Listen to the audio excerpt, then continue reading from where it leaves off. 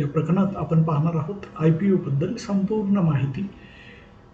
IPO म्हणजे initial public offering company करते जेव्हा तिला मोठ्या पैशांची गरज असते आणि हे मोठे पैसे तिला भेटू शकतात खूप साऱ्या साधारण लोकांकडून, तसेच मोठ्या मोठ्या इन्स्टिट्यूट्सकडून, म्युच्युअल फंड्सकडून. कंपनीला मोठ्या पैशांची गरज का पडते याची कारणं आपण पाहिलेली आहेत, जसे की त्यांना त्यांचा उद्योग वाढवायचा असेल, जुने लोन परत फेडायचे असतील, किंवा आधीचे असलेले इन्व्हेस्टर यांना त्यांचे पैसे परत देऊन त्यांना बाहेर पडायचे असेल, किंवा नवीन प्रोजेक्ट किंवा नवीन प्रोडक्ट लॉन्च करायचे असेल, तर या अनेक कारणासाठी कंपनीला पैशाची गरज असू शकते. आणि या पैशांसाठी कंपनी काही प्रमाणात आपले शेअर्स विकून हे पैसे जमा करू शकते. अर्थात इनिशियल पब्लिक ऑफरिंग म्हणजे प्रथमतः शेअर्स अलॉट करणे, आणि हे होऊ शकते स्टॉक मार्केटच्या माध्यमातून, जसे की आपल्याकडे NSE आणि BSE हे दोन स्टॉक एक्सचेंजेस आहेत, त्यावरती लिस्ट होऊन. तर इथे आपण उदाहरण घेणार आहोत A1 लिमिटेड कंपनीचे, जिला तिचा IPO मार्केटमध्ये आणायचा आहे. तर IPO आणण्यासाठी प्रथमतः गरज असते इन्व्हेस्टमेंट किंवा मर्चंट बँकरची, जी ही IPO आणण्याची जबाबदारी स्वीकारते व त्यासाठी काम करते. आजच्या घडीला मोठ्या मोठ्या बँका हे काम करतात. उदाहरणार्थ आपल्या इथे ICICI bank, HDFC bank, axis bank, तसेच SBI व इतर काही बँका हे काम करतात. यांच्या अनेक शाखा आहेत मर्चंटाईज किंवा इन्व्हेस्टमेंट बँकेच्या, ज्या हे काम करतात. तर A1 लिमिटेडला त्यांचा IPO आणायचा आहे, तर त्यासाठी इन्व्हेस्टमेंट बँकरला काय काम करावं लागते? पहिले तर काम असते किंवा जबाबदारी असते ती अंडर रायटिंगची. तर अंडर रायटिंगचे 3 प्रकार असतात. पहिल्या प्रकारात इन्व्हेस्टमेंट बँक किंवा मर्चंट बँक त्यांना फर्म कमिटमेंट देते. उदाहरणार्थ A1 लिमिटेड कंपनीला 3,000 करोडचा IPO आणायचा आहे, म्हणजे 3,000 करोडचे शेअर्स विकायचे आहेत. तर ते फर्म कमिटमेंट देतात, म्हणजे ते म्हणतात संपूर्ण शेअर्स विकण्याची जबाबदारी आमची, ही आम्ही विकून देऊ. दुसरी पद्धत असते बेस्ट एफर्ट्स, म्हणजे मर्चंट बँक किंवा इन्व्हेस्टमेंट बँक सांगते की आम्ही खूप व्यवस्थित प्रयत्न करू जेणेकरून तुमचे शेअर्स विकले जातील, पण संपूर्ण जबाबदारी आम्ही घेणार नाही. आणि तिसरी पद्धत असते सिंडिकेट अंडर रायटिंग, म्हणजेच जर इश्यू किंवा पैशांची गरज खूपच मोठी असेल आणि ती एकाच बँकेला हाताळता येत नसेल, तर ती बँक त्याच्या अंडर सिंडिकेट घेते, जी प्रत्येक सिंडिकेटला कोटा दिला जातो, म्हणजे 3-4 बँकांना एकत्र घेऊन काम केले जाते आणि प्रत्येक बँकेला, मर्चंट बँकेला कोटा दिला जातो आणि तो कोटा त्यांनी पार पाडायची जबाबदारी त्या प्रत्येकाला दिली जाते. हे काम झाल्यानंतर दुसरी जे काम आहे ते आहे रेड हेरिंग प्रोस्पेक्टसचे. हे काम ही मर्चंट बँकचे असते, ज्यात ते एक पुस्तिका बनवतात, ज्यात कंपनीच्या मालकांची माहिती, जुना फायनान्शियल डेटा म्हणजे प्रॉफिट लॉस, कंपनीने कसं परफॉर्मन्स केला आहे, तसेच फ्युचरमध्ये काय कंपनीचे प्लॅन्स आहे, कशी ग्रोथ होणार आहे याबद्दल माहिती दिलेली असते. तसेच कंपनीमध्ये रिस्क काय आहेत, अपॉर्च्युनिटी काय आहे, कंपनी कशी वाढणार आहे याबद्दल माहिती रेड हेरिंग प्रोस्पेक्टसमध्ये दिलेली असते. हे बनवण्याचे काम मर्चंट बँकेचेच असते. आणि त्याच्या पुढची स्टेप्स आहे कंप्लायन्सेस, म्हणजेच डॉक्युमेंटेशन्स, रूल्स, रेग्युलेशन्स फॉलो करून फाईल्स जमा करणे. हे रूल्स अँड रेग्युलेशन कोणासाठी असतात? तर सेबीचे, NSE, BSE, स्टॉक एक्सचेंजचे वेगवेगळे रूल्स रेग्युलेशन फाईल करून ही फाईल त्यांना द्यायची असते, जे काम असतं मर्चंट बँकेचं. आता आपण पाहणार आहोत IPOमध्ये पार्टिसिपेंट कोण असतात, म्हणजे भाग कोण घेतात IPOमध्ये, कोणाला हे शेअर्स विकले जातात. तर पहिला आहे रिटेलर, म्हणजे तुमच्या माझ्यासारखे साधारण लोक. दुसरा आहे NII, नॅशनल इन्स्टिट्यूशन बायर्स, आणि तिसरे आहे QIB म्हणजे क्वालिफाईड इन्स्टिट्यूशनल बायर्स. तर हे जनरली बुक बिल्डिंग इश्यूमध्ये रिटेलरला 35% शेअर्स दिले जातात, NIIला 15% आणि QIBला 50%. हा रेशो अर्थात मर्चंट बँक आणि प्रमोटरवर अवलंबून असतो, हा थोडाफार बदलू शकतो. तर रिटेलर एका इश्यूमध्ये IPOमध्ये किती गुंतवणूक करू शकतो? जास्तीत जास्त तो 2 लाखापर्यंत गुंतवणूक करू शकतो. 2 लाखापेक्षा जो जास्त गुंतवणूक करतो त्याला NII म्हणतात, आणि अति जास्त गुंतवणूक करणाऱ्याला QIB असे म्हणतात, जे इन्स्टिट्यूशनल इन्व्हेस्टर्स असतात. तर IPOची टाईमलाईन म्हणजे वेळ कशी असते? तर पहिले IPOचे प्रॉस्पेक्टस येते, मग इश्यू ओपन होतो, आणि इश्यू ओपन झाल्यानंतर तो इश्यू क्लोज होतो. इश्यू ओपन ते इश्यू क्लोजपर्यंत साधारणतः 3 ते 10 दिवसाचे अंतर असते. म्हणजे इश्यू एका दिवशी ओपन झाला तर साधारणतः 3 ते 10 दिवसानंतर हा इश्यू बंद होतो.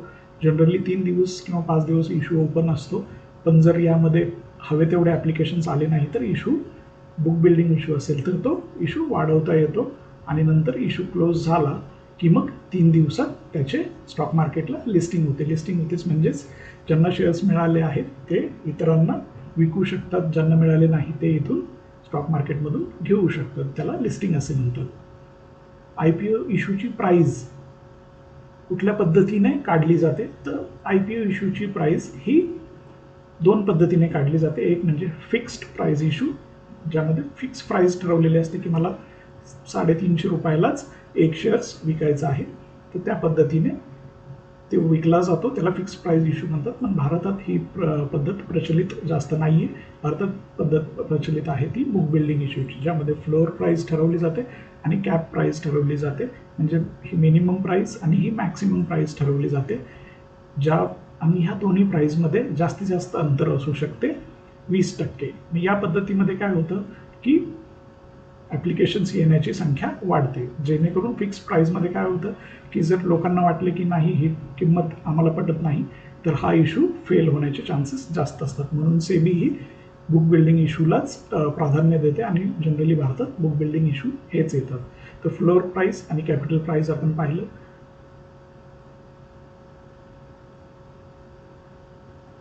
तर आपण या टर्म्स समजून घेणार. तर कंपनीचे नाव असते, इश्यूचा टाईप कुठला असतो तो बुक बिल्डिंग इश्यू किंवा फिक्स्ड इश्यू असतो. ठीक आहे. इश्यूची साईज म्हणजे नक्की किती शेअर्स विकायचे आहेत IPOमध्ये तो नंबर असतो. इश्यूची प्राईस म्हणजे बुक बिल्डिंग इश्यूने प्राईस कॅल्क्युलेट केली जाते किंवा फिक्स्ड इश्यूने प्राईस सांगितली जाते की काय प्राईस आहे, तर ती प्राईस इथे पर शेअर मेन्शन केलेली जातो. ॲक्च्युली तो बँड असतो फ्लोअर प्राईस आणि कॅप प्राईसचा. ठीक आहे. आणि इश्यू डेट्स किती असते तर 3 ते 10 दिवस इश्यू असते आणि लॉट साईज असते. यामध्ये तुम्हाला जर 1 किंवा 2 शेअर्स घ्यायचं असेल IPOमध्ये तर ते शक्य नसते. शेअर्स हे लॉटमध्ये विकले जातात. उदाहरणार्थ 50चा लॉट असतो, 30चा लॉट असतो. म्हणजे मर्चंट बँक जसे ठरवते त्या पद्धतीने तो लॉट असतो. म्हणजे तुम्हाला त्या पटीतच ते शेअर्स घ्यावे लागतील. 50चा जर लॉट असेल तर तुम्ही 1 लॉट म्हणजे 50 शेअर्स घेऊ शकता किंवा 2 लॉट म्हणजे 100 शेअर्स घेऊ शकता, 3 लॉट म्हणजे 150 शेअर्स असे तुम्ही बोली लावू शकता, बीड करू शकता. आता इश्यूची कट ऑफ प्राईस काय असते ही आपण समजून घेऊया. उदाहरणार्थ आपल्या केसमध्ये A1 लिमिटेड कंपनीला IPO आणायचा आहे, तो त्यांनी बुक बिल्डिंग पद्धतीने आणला आहे आणि 3 करोड त्यांना शेअर्स विकायचे. तर त्यांनी प्राईस बँड ठरवलेला आहे 300 ते 335. तर 300 याला म्हणतात फ्लोअर प्राईस, 335 याला म्हणतात कॅप प्राईस. या दोन्हीमध्ये अंतर असलं पाहिजे 20%. तर फ्लोअर प्राईस आहे 300 आणि कॅप प्राईस आहे 300. म्हणजेच काय की तुम्हाला जर शेअर्स घ्यायचे असेल तर 300 ते 335 दरम्यान तुम्ही बीड म्हणजेच बोली लावू शकता. आणि लॉट साईज काय 50. म्हणजे तुम्हाला कमीत कमी 50 शेअर्स घ्यावे लागतील किंवा 50च्या पटीत. आता हे आहे टिक म्हणजे काय की तुम्ही 5च्या पटीत तुम्ही बीड करू शकता. म्हणजेच काय 305, 310 अशा पटीत, म्हणजेच 300, 305, 310 यावरून तुम्ही बोली लावू शकता. अर्थात कंपनीला 3000 शेअर्स विकायचे आहेत आणि आपण गृहीत धरूया की असे ॲप्लिकेशन्स आले 300 रुपयाला 2 करोड शेअर्सची बोली आहे, 305ला 80 लाख, अशा वेगवेगळ्या बोली लोकांनी लावलेल्या आहेत A1 लिमिटेडच्या शेअर्ससाठी. पण कंपनीला हव्या किती आहेत 3 करोड. तर 3 करोड कंपनीचे कुठे पूर्ण होतात, इथे 335ला 1 करोड आहे कॅप प्राईजला, ही कॅप प्राईज आहे. नंतर 30 लाख, 70 लाख, 80 लाख, 40 लाख, तर इथे 1 करोड, इथे 2 करोड, 2 करोड 80 लाख आणि 3 करोड 20 लाख. म्हणजे 3 करोडची जी गरज असते ती इथं 315ला पूर्ण होते आणि 315 यालाच कट ऑफ प्राईज असे म्हटले जाते. म्हणजे 315ला गरज पूर्ण होते, तर 315 ही कट ऑफ प्राईज ठरवलेली असते. तर आपण बीड प्राईजला किंवा कट ऑफ प्राईजला हे शेअर्स घेतले जातात आणि तुम्ही जेव्हा IPOला अप्लाय करता त्यावेळेस तुम्ही IPOमध्ये कट ऑफ प्राईज ही टिक करू शकता. म्हणजे जी काही कट ऑफ प्राईज आहे त्या कट ऑफ प्राईजला तुम्हाला डायरेक्ट 315ला तुम्ही बीड करू शकता, जी तुम्हाला माहिती नसते की काय असणार आहे. तुम्ही टिक केलं की जेव्हा ती कॅल्क्युलेट होते त्या प्राईजला तुमची बीड किंवा बोली लागली जाते. आणि IPO हा पास होण्यासाठी कमीत कमी 90% बीड्स म्हणजे बोली आल्या पाहिजेत. म्हणजे 3 करोड जर शेअर्स विकायचे त्यापैकी 90%चे ॲप्लिकेशन्स आले पाहिजेत, तरच तो IPO पुढे प्रोसेस केला जातो, नाही तो कॅन्सल होतो. आणि शेअर्स कोणालाही भेटत नाही. ज्यांनी बोली लावल्यात त्यांचे पैसे त्यांना परत भेटू शकतात. आता अलॉटमेंट कशी होते, जसं मी सांगितलं की 90% कमी ॲप्लिकेशन आले तर तो IPO कॅन्सल होतो. 100 ते 150% जर ॲप्लिकेशन्स आले, म्हणजे जर आपण गृहीत धरूया 1.5 जर आले ॲप्लिकेशन्स, तर प्रत्येक रिटेलरला म्हणजे साधारण माणसाला प्रत्येकाला हे प्रथम दिले जातात आणि नंतर ज्यांनी जास्त लॉट अप्लाय केलं त्यांना त्या प्रमाणात हे दिले जातात.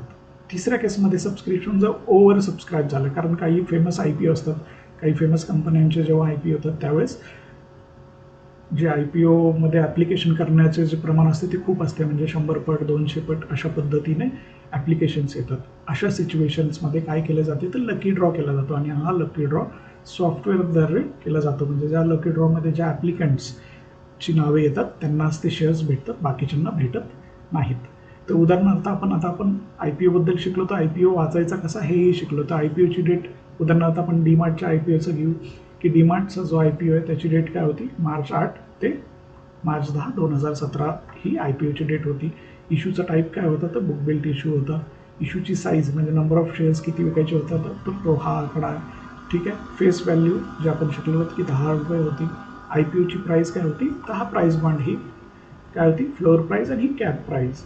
तर ही कॅप प्राईस आणि फ्लोअर प्राईस इथे दिलेली आहे. मार्केटचं लॉट म्हणजे 50 शेअर्सचा एक लॉट आहे. तर तुम्ही किती अप्लाय करू शकता, जास्तीत जास्त एक लॉट, कमीत कमी एक लॉट, जास्तीत जास्त तुम्ही 13 लॉटला अप्लाय करू शकतात. आणि लिस्टिंग कुठे आहे तर NSE आणि BSE या स्टॉक मार्केटमध्ये लिस्टिंग आहे. तर तुम्हाला वेगवेगळ्या IPO कधी येतात केव्हा येतात याची माहिती तुम्ही या साईटवरून घेऊ शकता. तर IPOबद्दल काही जनरल क्वेश्चन्स असतात, त्या क्वेश्चन आणि आन्सर आपण पाहूयात.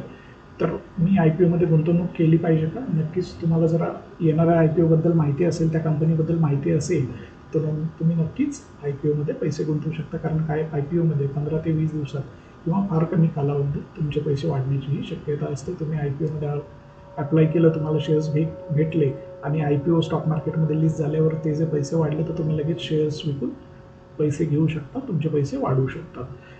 How to know IPO is coming. IPO कधी येतात हे कसे माहिती होते, जसे मी मागीलच स्लाईडमध्ये सांगितले, वेबसाईट आहे, त्या वेबसाईटवर तुम्ही रेग्युलर पाहू शकता, जेणेकरून तुम्हाला IPO कुठला येतोय, कधी येतोय आणि त्याबद्दलची माहिती कळू शकते. अन्यथा तुम्ही डीमार्ट अकाउंट जरी ओपन केले कुठल्याही ब्रोकरकडे तर तुम्हाला मेल आणि SMS पाठवत असतो की कुठला IPO येत आहे, त्याला अप्लाय करा, असं मेल आणि SMS येत असतात. IPOला कसे अप्लाय करायचे पुढील व्हिडिओमध्ये आपण पाहणार आहोत. प्रॅक्टिकली IPOला कसे अप्लाय करायची पद्धत फार सोपी आहे. तुम्ही UPI वापरून कुठल्याही IPOला अप्लाय करू शकता. How to know IPO is good or bad. IPO चांगला किंवा वाईट आहे हे कसे ठरवायचे, कसे समजून घ्यायचे, तर अतिशय साधारण सोपी पद्धत आहे. तुम्हाला जर त्या कंपनीबद्दल माहिती असेल, तुम्हाला माहिती असेल कंपनी चांगली तर तुम्ही याचे उत्तर काढू शकता की IPO चांगला आहे किंवा वाईट आहे. दुसरी एक साधारण सोपी पद्धत आहे ती म्हणजे IPO जर पहिल्याच दिवशी खूप पटीने सबस्क्राईब झाला, म्हणजे 2-3 पटीने मिनिमम सबस्क्राईब झाला, म्हणजे 100 शेअर्स त्यांना हवे आहेत पण ॲप्लिकेशन्स आलेत 200 आणि 300 पहिल्याच दिवशी. आता आपल्याला IPO माहिती की 3 ते 10 दिवसाचा असतो, पण पहिल्याच दिवशी जर एवढे आलेत म्हणजे हुशार लोकांना माहिती की हा IPO चांगला आहे. तर हे एक ढोबळमानाने प्रमाण आहे की तुम्ही ठरवू शकता की IPO चांगला आहे का नाही. How to get allotment in IPO. IPOमध्ये अलॉटमेंट भेटलीच पाहिजे, कारण ज्यावेळेस 100 टाइम्स 200 टाइम्स जेव्हा ॲप्लिकेशन येतात तेव्हा शक्यता कमी असते शेअर्स भेटण्याची, अलॉट होण्याची. तर त्यावेळेस कसं आयडिया वापरल्या पाहिजे जेणेकरून मला अलॉटमेंट होईल. तर यात 1-2 पद्धती आहेत ज्या मी तुम्हाला सांगतो की तुम्ही लेडीजच्या नावावर डीमॅट असेल तर शक्यता असते की त्यांना अलॉटमेंट भेटू शकतं. दुसरी पद्धत आहे की घरातल्या 3-4 जणांचे जर डीमॅट अकाउंट असतील तर 3-4 जणांच्या नावावरून तुम्ही अप्लाय करू शकता. म्हणजे 4 जणांनी अप्लाय केले तर एकाची तरी शक्यता वाढते की त्यांना IPOमध्ये अलॉटमेंट भेटू शकते. आता दुसरं आपण पाहणार आहोत FPO काय असतो. जसं IPO इनिशियल पब्लिक ऑफरिंग असते की काही शेअर्स विकून कंपनीला पैसे हवे असतात, पण पुढच्या वेळेस जेव्हा कंपनीला अजून शेअर्स विकायचेत आणि पैसे पाहिजेत त्यावेळेस जो येतो त्याला FPO असे म्हणतात. जेव्हा कंपनी स्टॉक मार्केटमधून FPO म्हणजे फॉलो ऑन पब्लिक ऑफर, पहिल्यांदा असते ती इनिशियल, दुसऱ्यांदा येते ती FPO. दोन्हीची प्रोसेस सेम आहे, फक्त नाव वेगळं आहे, त्याला FPO असे म्हणतात. ठीक आहे. तर या प्रकरणात आपण शिकलो की IPO आणि FPO याबद्दल डिटेल्समध्ये